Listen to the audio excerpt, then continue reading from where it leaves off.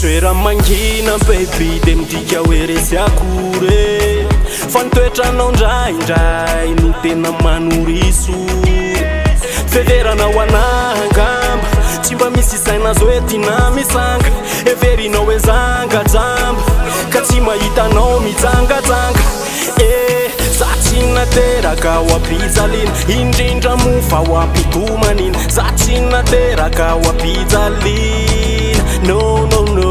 za tsy nateraka ho ampijaliana indrindra mofa ho ampitomanina za tsy nateraka ho ampijaliana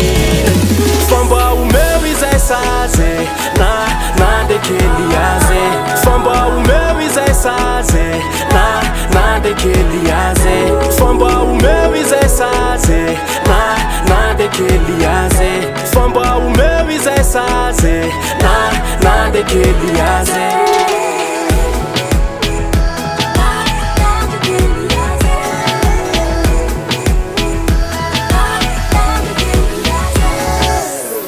ampizay latsalatsa skiana fa raha mety de ndao ifamiana porofoy amikoenao le tiana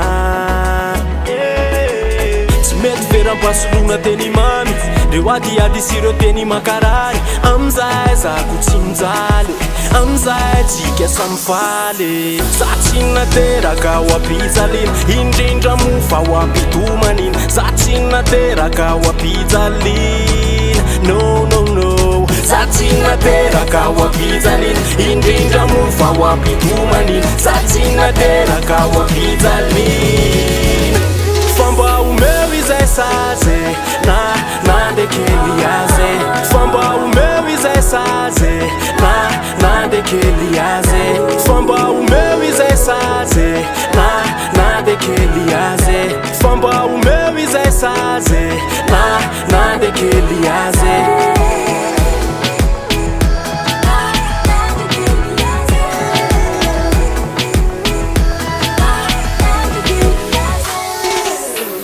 mbola mana teny indray androany fenao io mbola iova mbola ovainao asambarako ilay tomany za ihany no andova za mbola mana teny indray androany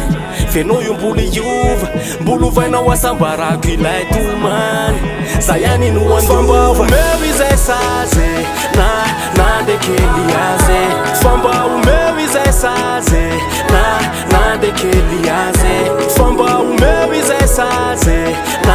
na ndekely azy fa mba homeo izay sazy na ndekely azy